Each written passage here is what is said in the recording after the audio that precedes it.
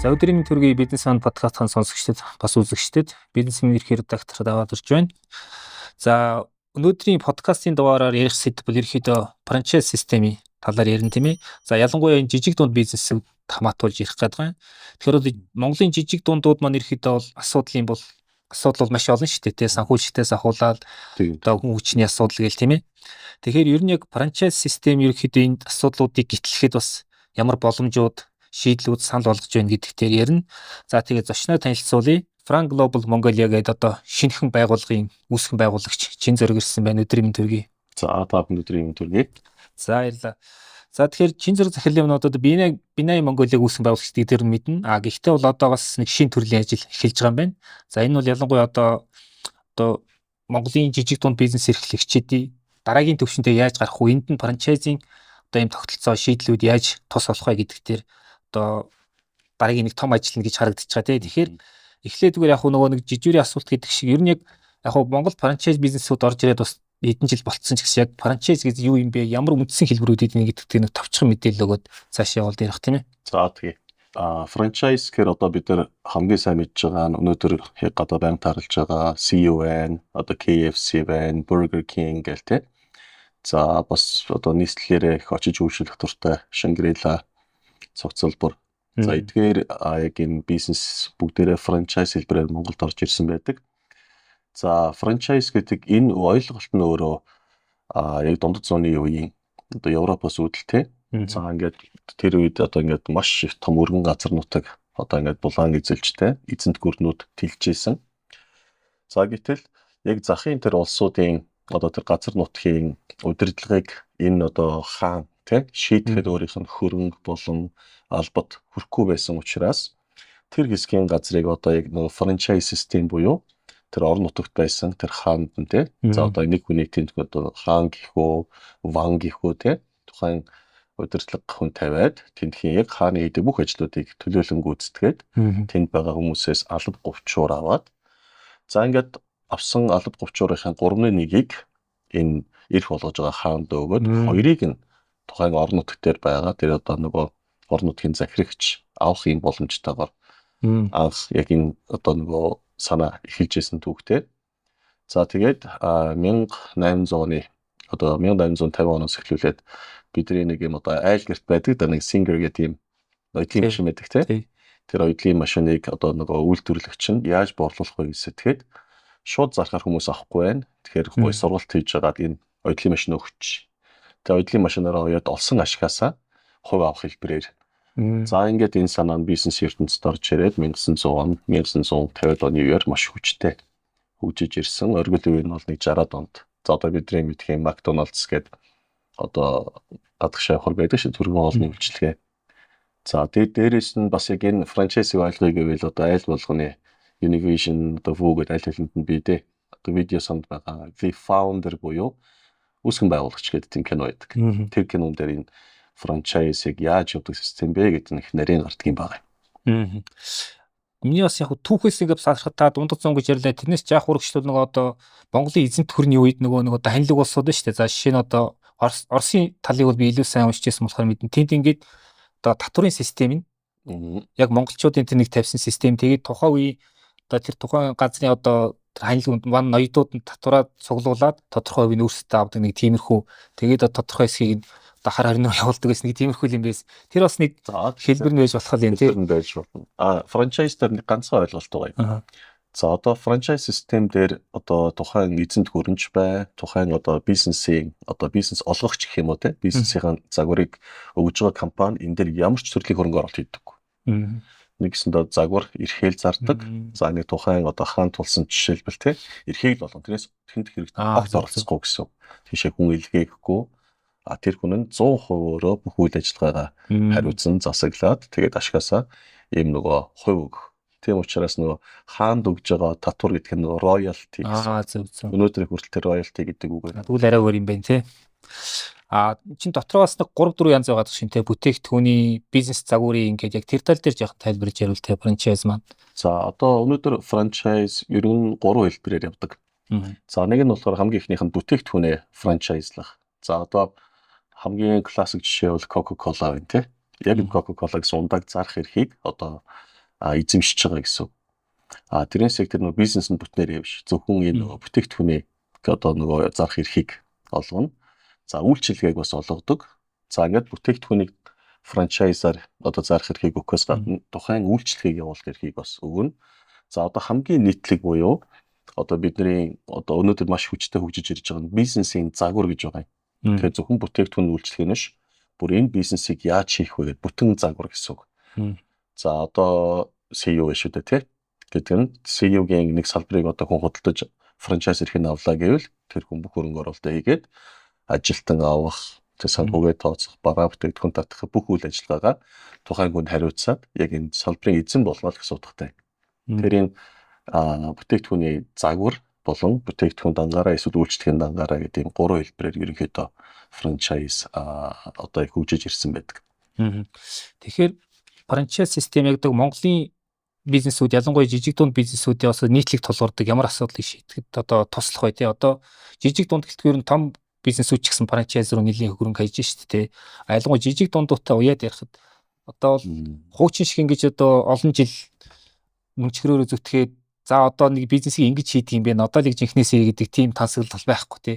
Анханасаа ийм одоо шинжлэх ухааны суурьтай явахгүй болохгүй юм л да. Тэгэхээр жижиг дундууд яаж туслах вэ? Франчайз ер нь ойлголтоо тэр систем шийдлүүд нь. За жижиг дундад ийм асуудал тулгардаг. Нэгсээ жижиг дунд гэдэг маань анхлан бизнес эрхэлж байгаа эсвэл бизнес эрхлээд тодорхой түвшинд хүрсэн одоо яг дунд түвш одоо нөгөө дунд түвшнэрөө төгсөж байгаа гэсэн ийм үндсэн ойлголтыг багтаана гэж бодъё. Тэгэхээр миний хувьд ч гэсэн анх яг бизнес эрхлэхдээ франчайз бизнесээр эхэлж байсан. Яг 2 оноос 3 онд нэлээд ийм одоо идэвхтэй яг энэ франчайзаа хөөцөлдөж байгаа. Тэг гэрээг амжилттай байгуулад 13 оноос эхлээд нөгөө Dale Carnegie Training гэдэг одоо нөгөө Dale Carnegie-ийн сургалтыг манайх их мэддэг. Тэр бизнесийг анхлан хамтран үүсгэн байгуулагчаар эхэлж байлаа.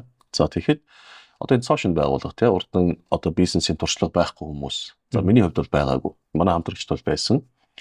За ингэж эхэлж явах үед яг тухайн бизнесийг яаж хийх вэ? Сургалтын байгууллагын сургалтаа яаж заах вэ гэдэг ерөөсө цааталтуугаа менежмент тий санхүүгийн асуудал маркетинг гэдэг бүх зүйл дээр нь олон улсаас байнгын зөвлөгөөтэй, коучингтэй явж исэн учраас тухайн бизнес богино хугацаанд Монголд суурьшиж чадсан байдаг. Бүтээгдэхүүнүүд аль хэдийн брэнд, дээрээс нь манайхан бас Dale Carnegie-ийн номоор 1 сайн мэддэг. Тийм учраас шинээр танигдах шаардлага байгаагүй их хурдан хугацаанд ер нь бол үйл ажиллагаа амжилтанд хүрч исэн гэсэн тэмцээн шигтэй. Хэрвээ тэр бизнесийг арай өөрөөр нэрлээд те анхнаасаа Монголын одоо нэг сургалтын байгууллага гэд нэрлсэн бол нэгдүгээр бид нарт тийм дэлхийн хэмжээний одоо тийм шигтсэн 117 жил тухайд болчихсон байсан одоо ийм сургалтын материал бид нар өөрсдөө хийхэд хэцүү. Яг тэрийг дахиж бүтээх, за дээрээс нь энэ брендийг бид нар бий болгох гэж хэдэн жил зарцуулах байсан гэх мэтлэн. За тэгвэл энэ өөрөө юу гэж юм гэхээр дэлхийн хаана ихтэй хэн нэгэн хүн те асар олон жилээ зарцуулаад энэ системийг хөгжүүлчихсэн байгаа шүү дээ. Анхнаас нь бүтээгдэхүүн хөгжүүлэлтээ туршиж үзээд ажилтнаа коучинг хийх систем, менежментийн систем бүх зүйлээ ингэ бэлэн болгочоод энийгээ одоо хинч хийсэн ажиллаж болно гэх хэлбэрээр загварыг ингэж одоо нөгөө пакэжлаад багцлж байгаа. Тэгэл энийг зарж байгаа хэлбэр. Тэгэхээр бид нар өөрсдөө яг бизнес хийж болно. Энэ жижиг дунд ер нь одоо нөгөө стартапууд хийж эхэлдэг. За тэгтэл яг бидний хийж байгаа зүйл дээр дэлхийд хэн нэгэн хүн айл хэдийн цаана нь ингээд одоо тий тухайн системийг төгөлдржүүлчихсэн системийг бид нар энэ дахин эхлэхээсээ илүү эхний ээлжинд шууд аваад хурдан суралцах нь илүү ашигтай. Одоо гэсэн санаа юм байна. За мэдээж үүний тулд франчайз бид нар зөвлөлө төлбөр төлдөг. За нэг роялти гэж нэрлэдэг байгаа нийт орлогынхоо за нэг хамгийн бага нь 3-аас хамгийн өндөр нь 15% орчмоор ингэж нөгөө тухайн бизнес ямар бизнесээс хамаарат роялти нь өөр байна. Тэгэхээр тогтмол би өөрийнхөө ашигаас яг энэ одоо намайг жишээлбэл сургалтанд суулгаж байгаа байгууллага гэсэн үг шүү дээ тий. Бэлэн бизнес эхлэхэд тэр байгууллагадаа би тогтмол төлөөсөө төлнө л гэсэн санаа юм байна. Тэгэхээр энэ роялтигийнхаа одоо хариуд нь бид нар тэр бизнест их богино хугацаанд суралцах боломж. Тэгэхээр нэг франчайзинг гэрээ нэг 5-аас 10 жилийн хугацаатай.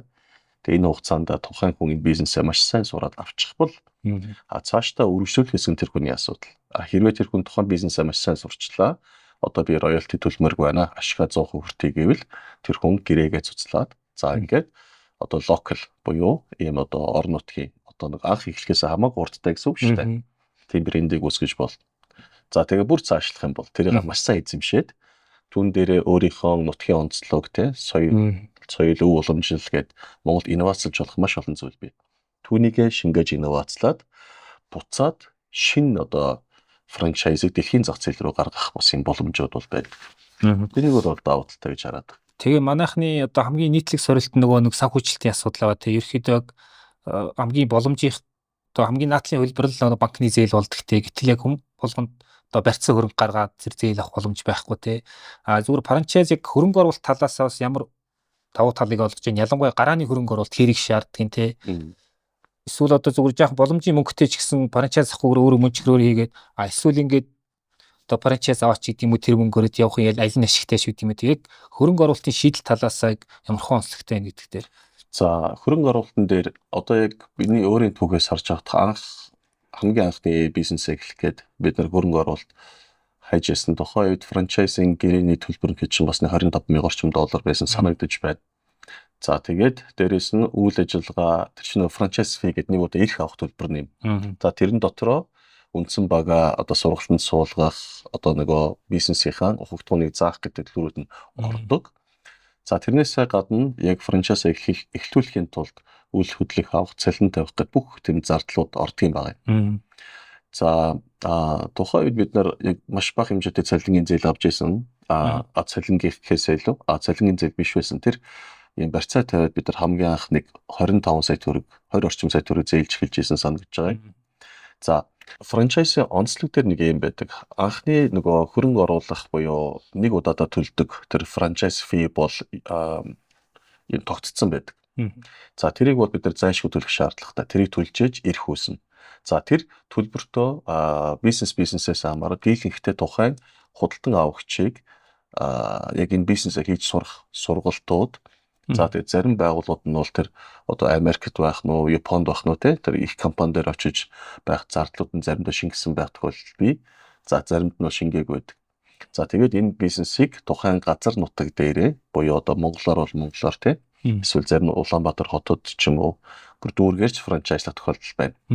Тэгэхээр энэ газар нутаг дээрээ нөгөө одоо ийм тусгай эрх гэж хэлдэг те exclusive буюу өрсөлдөгчгүй яг цорын ганцаар их энэ эрхийг л худалдаж авч байгаа төлбөр байдаг.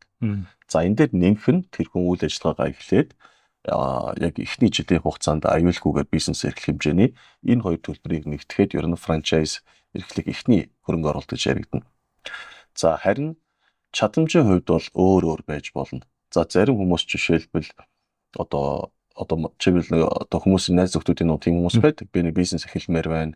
Найз нь хэд хэдэн байр авцсан те. Ер нь бизнес эхлэх бол аль нэг байраа зараад ингээд гоё эхэлчмээр байна. Гэтэл байр түрээсээ сууж байдаг найзууд байна. Зарим хүмүүс нь бол ингээд нөө жоохон хадгаламж хураачихсан те. Надад нэг 40 сая төгрөг юу хийж болох уу гэл. Яг эдгээр хүмүүс бол франчайзинг бизнес маш ашигтай. За франчайз гэдэг нь янз бүрийн хэмжээтэй байдаг. За одоо жишээлбэл Макдоналдс ч юм уу том одоо энэ франчайзууд бол нэг ойролцоогоор нэг худалдаж авах эрх авах фи 1.5 сая доллар. Би одоо монголоор ийм бараг 5 тэрбум төгрөгтэй. Гэтэл одоо сая нөгөө Дейл Карнегийн бизнесийг анх авч явах үед франчайз фи нь 25 мянган доллар байсан. Тэгэхээр тэр нь бол нэг 75 сая тий. Бүр энэс ч бага фитэй франчайзууд байдаг. 5 мянган доллароос ч хүртэл байдаг. За 95 орчим мянган доллароос эхэлдэг санагдаж байна. Тэгэхээр ер нь та нэг ойролцоогоор 20 сая хамгийн багадаа. За дээшээгээ өстө хэд ч байж болно доо.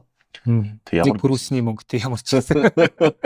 За тэгэхээр олон франчайзууд байдаг. Ийм харилцан адилхан үнэтэй. Харин нэг туйлын өмнө юм нэг байвал анхны франчайз фиг бол заавал төлөх ёстой.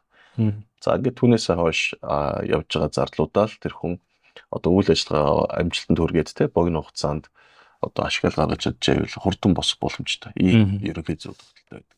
Одоо жишээ нь банкуд эсвэл одоо янз янзын нөгөө хөнгөлтэй зээлийн сангууд байгаа шүү дээ. Эднэрт ч юм бол ингээд төслөө барьж чаа зээлийн өсөлтөө гэдэг. Хэрвээ би ингээд за би ийм франчайз оруулж ирэх гэж байгаа ерөөхдөө ингээд тохирцсон гол нь гарааны хөрөнгө оруулалт хэрэгтэй гэвэл банкуудын хандлага өөрчлөгдөх бас одоо зарим нэг хөрөнгө оруулагчдын хандлага өөрчлөгдөх. Одоо Монголын нөхцөл шүү дээ. Ер нь тэр хандлага соёл ер нь хэр болж байна. За одоо яг тэрийг банкны салбарын хүмүүс л их сайн мэдэх байх. Ер нь за хамгийн анх зээл авч явах үед бол бид нар хас банкн дээрээс зээл авч исэн. Тэр чинь 2013 он 12-13 он. Тэгэхэд бид нар барьцаа их муутай байсан яг одоо санаж байгаагаар. Тий. Хамгийн анхны зээл авчаад за манай хамтрагч тухайн үеийг өөрийнхөө хөрөнгөийг тавиад авч ирсэн. Тэгээд тэр хөрөнгөний дараа дахиж нэмэлт хөрөнгө оруулалт авах үед бид нар яг хас банкн дээр ч уулзаад франчайзийнхаа гэрээг үзүүлээд үйл ажиллагаа бүх юмаа тайлбарлаад энэ ингээд юм гарцаагүй амжилтанд хүрнэ гэдгээ хэлж хагаад барьцаагүйгээр дахиж нэг тухайн үед 20 орчим билүү сая төгрөг авч ирсэн санагдаж байна. Тэгэхээр энэ бол одоогоос 12 жилийн өмнө гэсэн үг шүү дээ. Тэгэхээр одоо хандлага бол өөрчлөгдөж байгаа бах. Гэхдээ яг энэ дээр одоо би нөгөө банкны салбарт төлөвлөх учраас өөрчлөгдсөн, сайн болцсон гэж бол ер нь бол муудаг байна. Гэхдээ бол тий. Энэ бол илүү сайн болсон болт гэж би таамаглав байна. Тэрээс хойш би дахиж хөрөнгө оруулалт авахгүйгээр эхний бизнесээс олсон хөрөнгө оруулалтаар тэгээд дараачийн бизнесүүдийг тэгээд хөрөнгө оруулалт явуулсан учраас бас тэрийг яг сайн одоо ийм тодорхой хэлж бол арай бас мэдэх байна. Одоо ингээ анзаараад тахаар бас Монголд бас нэг орж ирээд сайн явж байгаа франчайз байна. Бас таарахын яваад байгаа гэж бас харагдаад байна. Ялангуяа Солонгос зүгийнх бол сайн яваад байна гэсэн тийм одоо дүр зураг байгаа. За Circle K бол орж ирээд нэг хэсэг юм байсан. Гэхдээ Remax бол айгүй сайн явж байна ч гэдэг юм уу тий. Тэгэхээр асуулт бол Монголын нөхцөл ер нь бас тохирох франчайз гэж байна уу? Тохирохгүй франчайз гэж байна уу? Бид нар аль зүгийнхийг нь одоо илүү судалж сонгуул дээр тий. Ялангуяа одоо юу гэдгийг баруун бол ингээ франчайзыг дэмжих систем бүр бэлэн байдаг те тоног төхөөрөмжөнд хийдэг нэг хэсэг нь хахад зөвлөх үйлчлэгэн ч ингээ бүгдээрээ л байдаг те өнгөл аваа дээр ирсэн. Тэгээ тохирохгүй дээр те. Одоо яг тэрийг л хийх гээд одоо энэ Fran Global Монгол гэдгийг байгуул гэж байгаа юм. За франчайз дээр сайн франчайз, муу франчайз гэж байхгүй. Гол нь тухайн одоо нөгөө бүтээгдэхүүн үйлчилгээ тухайн бүс нутагтаа хэр танигдсан бэ? Бас хэр хүмүүст одоо нөгөө тааш тохирох вэ гэдгээс хамаардаг. За жишээлбэл одоо зарим франчайз Монголд хэрвээ тохиромжгүй байлаа гэдэг те өөр зах зээл дээр их хүчтэй явах тохиолдол байна. Тэр нь орон нутгийн хамаарал, хүмүүсийн нөгөө идэж уудаг зүйлсийн дадал хэвшил те. За тэгээд дээрээс нь бас соёлоос их хамаарат байдаг. За одоо тэгвэл дээр энэ нөгөө бүтээгдэхүүн үйлчилгээ нь хүмүүсийн хэрэглэнд хэр ойрхон бэ гэдгээс хамаархаас гадна за хамгийн чухал нь юугаар франчайзыг ямар хүн тэр эрхийг худалдаж авсан бэ гэдэг нэг чухал. Жишээлх юм бол хоёр өөр компани яг адилхан франчайзыг худалдаж авахад нэг нь амжилтанд хүрэх магадлал өндөртэй байхад нөгөөх нь одоо амжилтгүй байх магадaltaй байдаг. За Circle K-ийн кейсийг жишээлбэл үзэх юм бол те одоо хөрөнгө оруулалт хийсэн компани нь яг дагнсан тийм одоо сүлжээ дэлгүүр буюу те chain store гэдэг шүү дээ. Ийм chain store явуулдаг юм үйл ажиллагаатай байгаагүй. За тэгэхээр өөр үйл ажиллагаа явуулдаг учраас яг энийхэн хажуугаар одоо нэг тухайн компани дагнсан үйл ажиллагаа гэж байна шүү дээ. Дагнсан үйл ажиллагаанаас ялгаатай болсон учраас менежмент хийхэд улам хэцүү болоо. Тэгээд ер нь бол за одоо ингээд энэ нөгөө франчайзыг бүх байсан байршуудыг жишээлбэл CEO өгөөд те одоо ингээд үндсэн бизнес рүү орж явах жишээтэй. Тэгэхээр франчайз бизнесийн хамгийн чухал нэг хүчин зүйл нь юу вэ гэхээр худалдаж авах гэж байгаа тэр франчайз эзэмшихийг хүсэж байгаа хүн өөрөө ямар ур чадвартай вэ? Ямар хүсэл мөрөөдөлтэй вэ? Ямар өнгөрсөн бизнесийн туршлагатай вэ? За тэгээд ямар хамт олонтой вэ? Ямар чадамжтай вэ гэдгийг харгалзаж тэр хүн тохирох франчайзыг олж өгөх нь хамгийн илүү сайн. Одоо манх нэг ойлголт өгдөг. Би юг авмаар байна? Starbucks-ыг авмаар байна. Би тэр Zara-г авъя. Би Uniqlo-г авъя гэдэг хүмүүс шууд сонгодог. Гэтэл цаад бизнесийнх нь өөрийнх нь үйл ажиллагаа менежмент нь энэ худалдан авахыг хүсэж байгаа хүний өөрийн суурь ур чадвараас хэрвээ бүр зайтай gap ихтэй зөрүү ихтэй байх тусмаа одоо failдэх буюу бүтлгүүтэх магадлал өндөртэй. За тэгвэл өмнө нь ямар бизнес хийдэг байсан тэр бизнесийнхаа ур чадвар дээр хийж чадах хамгийн тохиромжтой ийм франчайзыг хүн хэрвээ олж чадвал энэ хүн хийж байгаа ажил нь ч их зөрөхгүй, шин сурах зүйл нь бага. За тэгээд харин ийм одоо сайн менежменттэй тулгарч одоо ингээд одоо таарчвал те илүү хурдтай амжилтанд хүрэх магадaltaй л гэсэн санаа. Тэгээд бас нэг зүйл анзаарч байгаа нь би бол мэдхийн ингээд 2-3 тохиол монголчууд өөрсдөө ингээд франчайз хөгжүүлээд тэрийг дэлгэрүүлж одоо бизнесээ тэлэх тийм орлого байсан. Жишээ нь бол CV-гээс өмнө Premium Group-ийн бол нэг тийм орлого хийсэн юм лээ. Тэгээд болоогүй шууд солонгосчуудтай ч уулзсан нөгөөдөл нь ингээд шал өөр ингээд сэтгэлгээний хувьд шал өөр лээсэн юм лээ л дээ. Тэгэхээр юу гэдгийг түрүү тайлсан ингээд франчайз тухайн бизнес өөрөө франчайзын төлөвт хүртэл бас тодорхой хугацаа орох гээд байна үү те. Одоо та дөрөв зарим бараг 100 жилийн настай ч гэж байна. Гэтэл юу гэдгийг одоо Монгол дотоод бол ингээд яг франчайз болгочхоор бизнесийн нөөц боломж их байгаад байдаг. Жишээ нь одоо би нэг залууг мэднэ. цагаан эдэний франчайз хийгээд бахад сүлжээ юунууд байгуулна гэдэг нэг хэсэг явжсэн тэгээ таг болчихж байгаа байхгүй тий. Тэгэхээр энэ тал дээр та зүгээр бас юу вэ? За франчайз бизнесийн яагаад бас яг миний хувьд ингээд нөгөө маш их яг энэ хөөгөөд Монголд франчайз гэдэг энэ системийг яг мэрэгжлийн байгууллагыг оруулж ирэх гэдэг бас нэг шалтгаан нь. За эхлээд бид нар Монголд ажил буюу бизнесийг сонирхолтой залуучууд олон байна. Яг юу барьж авах вэ гэдгийг мэдэхгүй байна. Тодорхой хэмжээний нэг хүчнийг аль нэгэн бизнесийгээ дэлгүүр хийгээд ч юм уу те нэг 5-аас 8 жил 10 жил болчиход хүний тодорхой хөрөнгөтэй болчихдог. За нэг юм 80 сая ч юм уу 150 сая ч юм уу те. За тэр хүмүүс франчайзыг эхлээд бариад авах юм бол тухайн дэлхийн хаа нэгтээ хөгжсөн бизнесээс хурцтай суралцсна гэсэн.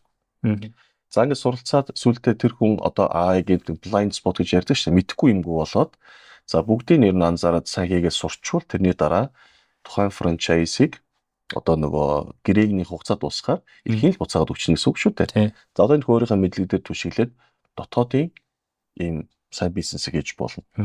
За франчайз дээр тулгарлаж шинэ бизнесийг эзэмшиж сурах болон өөрөө цоошин нэр бүтээх хоёрын хооронд цаг хугацааны асар их ялгаатай. Өөрөө хийж сурах гэдэг чинь 5, 10, 20 жил болж иж за нэг учраа оллоо гэдэг бол бэлэн загвараас суралцах нь илүү хурдтай гэсэн. Одоо зүгээр хэлэх юм бол химийн номноос те сурах уу эсвэл өөрөө туршилт хийгээд те яг сурах уу гэдэг чинь өөрөө өөрчтэй.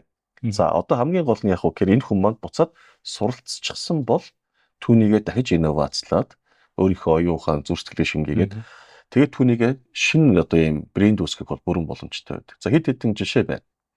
Одоо Монгол кафе бэны гэлт байдаг те Tom & Tom's. За ингээд тэрийг хийж үзэж байгаа. За ингээд анхны локал брэнд гачиж байгаа кафе фонт те. За Солонгос хүртлийн кейс байдаг. Одоо өнөөдрийн CEO маань нэгэн цагт бүгдээрээ Family Mart гэдэг маш том сүлжээ байсан. За Family Mart байна уу 7-Eleven байна. Би яг нөгөө брендинг сайн санахгүй.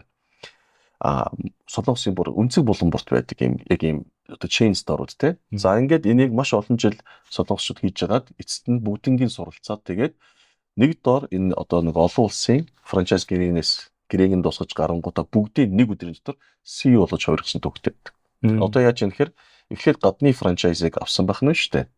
Тэгээд дараа нь бүх зүйлээ суралцаад тэр хооронд систем хийж байгаа. Тэгээд өөрийн CEO буюу солонгосын ийм франчайзыг гаргаж ирснээр нэг өдрийн дотор ийм хурдтайгаар франчайз тухайн локал эдийн засгаар дэмжих боломжтой болдгоо л гэсэн санаа. Тэгэхээр бас нэг масан маргаан франчайз хөгжих бас нэг экосистем хөрсөөр гэж байх гэдэг тийм Монгол улсыг Монголын эдийн засгийг франчайзууд хэр ээлтэй тийм бас цаана ямар дэд бүтцтэй хууль эрхсэн орчин ч гэдэг юм уу ер нь нийтлэг байдлаар ажилтдаг бай тийм. За одоо франчайз бизнес бол төсөөр орчинд орж эхэлж байна. Нэгсэндээ франчайзууд олон болох тусам одоо франчайз эрхэлж байгаа хүмүүсийн эрх ашиг дуу хоолой нэг хийж эхэлж байгаа. За гэхдээ харьцангуй Монголд франчайзыг дэмжих хэрэгцээ орчин бол сул байдаг. За одоо тэгвэл яг энэ франчайз эрхлэгчид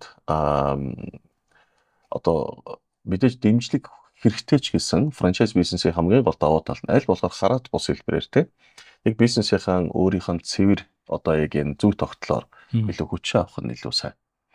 За одоо франчайз бизнес өөрөө хэд хэдэн давуу талыг болгодог. Шинээр бизнес эрхэлж байгаа хүнд. За нэгдүгээр тухайн бүтээгдэхүүн танигч гэсэн брэнд аль хэдийн. За манайхан тэр ялангуяа дэлхийд чөлөөтэй аялж जैन очсон газар болгонд нүдэлсэн брэндүүд байдаг. Тэгэхээр их нүдлэгдсэн брэндүүд орж ирвэл энд ч гэсэн гарааных нь хурд нь бусад танигдахгүй брэндээс хамаагүй л хурдтай. Хоёрдугаар тухайн бизнесийн менежмент нь өөрөө аль хэдийн загвартай учраас менежментийн дагахад их амар байдаг. За тэгээд зах зээл нь нээлттэй, менежмент нь өөрөө эерэг. За тэгээд санхүүгийнх нь модуль нь ингээд дийлэнхтэй 10 жилийн гэрээтэй байлгад ихний нэг 2-3 жилийн доторх анхдагч хөрөнгө оруулалтаа бүрэн болоод ингээд үлдсэн 7 жилдээ ашиг олох хэлбэрээр загварчлагдсан байдаг учраас аль болохоор дэмжлэг гэдэг зөвлөгөөгөр өөрөө босхын бүрэн боломжтой байдаг. Энэ талаас нь харуул яг залуу буюу шинэ бизнес эрхлэгчдэд франчайз маш ээлтэй ийм систем. Зөв. За тэгэхээр одоо 6 сарын 27-нд чинь Global Mongolia франчайзing том шоу хийх гэж байгаа юм. Ерөнхийдөө миний санаж байгаагаар өмнө яг иймэрхүү юм их болж байгааг санагдаад байна. Тэгээд 13 том брэнд ирнэ гэсэн яг энэ нэг ивентийн талаар бас тий одоо өөрийн чиээс одоо энэ франчайзинг экосистемийг хөгжүүлэхэд л бас нэг том алхам болох ч юм.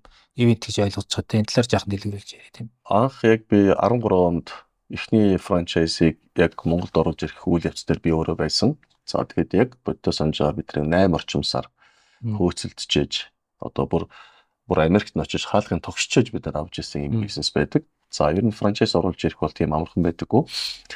За дараагийн одоо яг BNI гэдэг одоо энэ олон улсын байгууллага ч гэсэн франчайз ирэхээр Монголд үйл ажиллагаа явуулж байгаа. За бүр BNI-ийн хувьд бүр түүхэн их урт 18 оноос хөөцөлдөж эхлээд 22 онд үйл ажиллагаагаа эхэлж байсан түүхтэй байдаг. Тэгэхээр энэ үйл явцыг илүү богиносгох үүднээс одоо Монголд ийм дэлхийн ийм шилдэгтэй одоо шалгарсан цаг хугацаагаар батлагдсан энэ зах зээл дээр нотлогдсон ийм бизнесүүдийг оруулж ирэхэд яг анхлан худалдан авах гэж байгаа тэр эрхийг худалдаж авах гэж байгаа хүнд бол ийм олон босгод аваад одоо нэг хугацаа ороод байгаа. За энийг л товчилж өгөх үүднээс хамгийн анх ер нь яаж Монголд ийм франчайз бизнесийг оруулж байгаа хүмүүс туслах уу гэдэг бодол байдаг байсан. За тэгээд энэ процессыг хурдсгах байгууллагыг одоо бид энэ Fran Global гэдэг энэ байгууллагыг оруулж ирж байгаа. За Fran Global-ийн одоо бидний 6 сарын 27-нд хийж байгаа Expo сургалт юм байна. Expo тэгээд бас Global Franchise Forum гэдэг. За нэгсэндээ хоёр төрлийн хүн байна шүү дээ. Нөгөө хөрөнгө оруулж өөрийн гэсэн франчайз хөрөнгө оруулаад бизнес эхлэх болон бизнесээ өргөжүүлэх сонирхолтой хүмүүс. Хоёр дахь нь өөрийнхөө их хийж байгаа бизнесийг франчайз загварт оруулаад буцаагаад тэлэх сонирхолтой хүмүүс. За энэ хоёр төрлийн хүний аль нь оролцож болох юм форум. За одоо анхлан бизнест хөрөнгө оруулж байгаа хүмүүст бол миний харж байгаагаар нэг 4 төрлийн хүнд бол давуу тал өгнө. За хамгийн ихнийх нь ер нь бизнес хийдаа гэдэг нэг боддог хүмүүс байдаг. Тэгвэл төрийн алба хаадаг ч юм уу эсвэл ингээд эрдэмтэн эсвэл оюутан яг хувийн бизнестэй болж амжааг байгаа ажилтан гэдэг одоо тэр хүмүүсээс өөрийн бизнесийг эрхлэе гэж бодож яваа бол одоогоор яг хөрөнгө оруулалтыг бэлэн биш ч гэсэн ер нь юунд би өөрийгөө бэлтгэх ёстой вэ гэж байгаа тэр хүмүүст бол давуу тал өгнө. Яагаад тэгэхээр би ирээдүйд ийм хэмжээний хөрөнгө оруулалт болоход яг хэдийн хугацааны дараа ингэж өөрийнхөө бизнес хийж болох юм байна гэдэг загвар. Хоёрдугаарт яг одоогоор идэвхтэй ингээ гар дээр мөнгө барьчихсан хүмүүс байдаг. Ер нь яг ямар бизнес хийх үү гэж манай эзэлтийг асуудаг. Чинзаа одоо тэгээд найз нэг бизнес хиймээр юу руу орох уу гээл Одоо найз нь ингээд нөгөө одоо ингээд хүүхдүүд маш том болчлаа нэг юм ихэлмээр байна гэдэг нэг тийм гарааны хөрөнгөтэй хүмүүс байгаа. За тэр хүмүүст бас хэрэгтэй. За гуравдугаарт нь бизнес нь яг бүр гараас гарцсан хүмүүс байдаг. Одоо ингээд ашиг орлогын докторжоод нэг ресторан, дэлгүүр эсвэл үйлдвэрлэлэнтэй тодорхой болцсон. Энийг яаж тэлэх үү гэдэг. Энэ хүмүүст бас хэрэгтэй. Гуравдугаарт нь болохоор томоохон хэмжээний бизнес худалдаж авах сонирхолтой. Одоо нөгөө өөрөө аль хэдийн бизнес эрхлээд ингээд бизнес нь гараас гарчаад энийг түгээх нь бол дараагийнх нь. Эхлээд энэ хүн бизнес эрхэлчихэд энэ бизнестэйгээ адилхан үйл ажиллагаатай дэлхийн том бизнес эрхлэх сонирхолтой хүмүүс байна. Энэ бол нөгөө хөрөнгө оруулагчийн гурав дахь нь. За дөрөв дахь нь бол бүр групп компаниуд байж болно. Тэгээ мега төслүүд, мега франчайзууд бас байдаг. Одоо жишээлбэл нөгөө Монголд орж ирнэ гэж жоохон хугацаа ороод байгаа McDonald's ч юм уу, Starbucks гэл яг нэг юм шалгуур дээр гацаад байгаа бизнесүүдийг оруулж ирэхэд гэсэнтэй манай компани дэмжлэг үзүүлнэ. За одоо энэ ингээд нөгөө buyer талаасаа буюу хөрөнгө оруулагч талаасаа ирээдүйд бизнес эрхлэхийг төлөвлөгч яг одоо бизнес хайж байгаа хүн бизнес нь амжилттай болоод яг энтэйгээ хослох бизнес буюу франчайз хайж байгаа нөгөөт нь том төсөл. Энэ талтаа бол бизнесээ одоо нөгөө худалдаж авах биш. Буцаагаад өөрийнх нь бизнесийг франчайзаар ийм түгээх сонирхолтой хүмүүс. За тэрэн дотроо заавал дэлхий гэж хэлэх хэдүүлээ. Одоо нэг аймагт ингээд амжилттай явж байгаа бизнесийг бусад аймаг руу франчайзлж болно шүү дээ. Франчайз болгож зөв пакэжлах үү тий. Пакэжлал одоо жишээлбэл дорнотын бизнесийг баян илгээдэлтэй яг адилхан хийж чадах нь гэдэг чинь энэ пакэжийн асуудал байна. За мөн яг энэ хэрвээ амжилттай болвол заавал орон нутг руу ихээс илүү шууд зориулаад дэлхий рүү бас зах зээл рүү гарч болно. Энэ талын үйлчлэгээ сонирхож байгаа хүмүүс буюу эдгээр 6 ашиг сонирхолтой хүмүүс энэ удаагийн Global Franchise Forum-д оролцож болно. Тэр хүмүүс тохиорсон сургалтууд явагдана. За ингээд ерөн франчайзын нийтлэг мэдээлэлээс эхлүүлээд бүр нарийн мэдээллүүдийг хүртэл өгөх ийм одоо нэг хагас өдрийн ийм одоо арга хэмжээ. Зөв. 10 хэдэн брэнд ирнэсэн тэрний талаар мэдээлэл өгөх боломж байгаа юу? За одоогоор бид нар яг хугацааны хувьд бид нар нэг Монголын зах зээл дээр анхлан танилцуулах бид нэг нийтдээ 50 орчим одоо глобал ийм одоо брендийг бид нар Монголын зах зээл дээр танилцуулж төлөвлөж байгаа. За одоо ингээд хилцээрийн шатанд бид нар явж байгаа юм. Яг нөгөө одоо selection гэдэг чинь сонголт. Энэ дотроо бид нар дэлхийд танигдсан. За нэг 15 брендийг байлгахыг төлөвлөөд за ингийн тулд бас нөгөө процесс бас явагддаг. Ягаад тэгэхээр энд бол одоо тэнд 3000 орчим франчайз дундаас Монголын зах зээл дээр хүмүүст аль нь илүү танигдсан юм бэ? Худалдан авагчийн нэг зам төлөв гэж байдаг шүү дээ, тий. Жишээлбэл зарим оронд ингээд од болдог франчайз, зарим оронд хүн тоодгүй ч юм уу, тий. Тэгэхээр энэ дээр үндэслэж байгаа бид нар одоо яг Монголын зах зээл дээр яг хүмүүстээ танигдсан 15 ийм брэнд. За ингээд түүнээсээ цаашаа 50 брендийн үлдсэн брэнд нь бол яг хүмүүсийн илүү практикал тийм худалдан авалтын хэмжээнд нь төгсөн ийм брэндүүдийг сонгоё гэдээ бид нар яг одоо сонголтын процесс дээр явж байгаа юм. За тэгээд дэлгэрэнгүй холбогдох контакт янз бүрийн мэдээллийг бид нар подкастаа дагуулчихна. Тэгээд подкастаа энэ түрээд ер нь өндөрлөе гэж бодож байна. Тэгээд яг хөө миний зүгээс нэмэх санаа бол зүгээр энэ ярианаас ойлгосон зүйл одоо франчайз бол нэгдүгээрт бол одоо ноу хау инновацийг хамгийн хурдан хүртээмжтэйгээр оруулж ирэх нэгдүгээр зам тий. А хоёрдугаарт бэлэн болсон ноу хау инновацид хөрөнгө оруулаад тэндээс ашиг хүртээд явах одоо хөрөнгө оруулагчийн хувьд тий ийм бас арга зам байгаа. Тэгэхээр бол одоо зарим нэг статистикээс харсан ч гэсэн зүгээр нэг юм жижиг дундын төсөлд хөрөнгө оруулснаас бэлэн болсон франчайзд хөрөнгө оруулах нь бол одоо нэг фейлд юу нь бол хамаагүй бага байдаг тийм ээ. Хамаагүй амьдрах чадвар нь хамаагүй өндөр тий. Тэгэхээр бол одоо 27-нд болохын франчайзийн томоохон арга хэмжээнд дээр очиад үзэхэд ер нь нөлөөдөхгүй гэж хэлэх байна. Тэндээс заавал одоо хөрөнгө оруулалт авч хөрөнгө оруулалт өгөхөөс илүү тэндээс бол цоошин мэдээлэлүүд авах юм боломжтой гэдгийг хэлэхээр байна. За ингээд подкастын дугаарыг дүрээд өндөрлөе. За манай подкастын зочноор Fran Global Mongolia гэдэг одоо шинэхэн байгуулагдж байгаа байгууллагын үүсгэн байгуулагч Чин Зориг маань оролцлоо. Танд амжилт хүсье. За баярлалаа.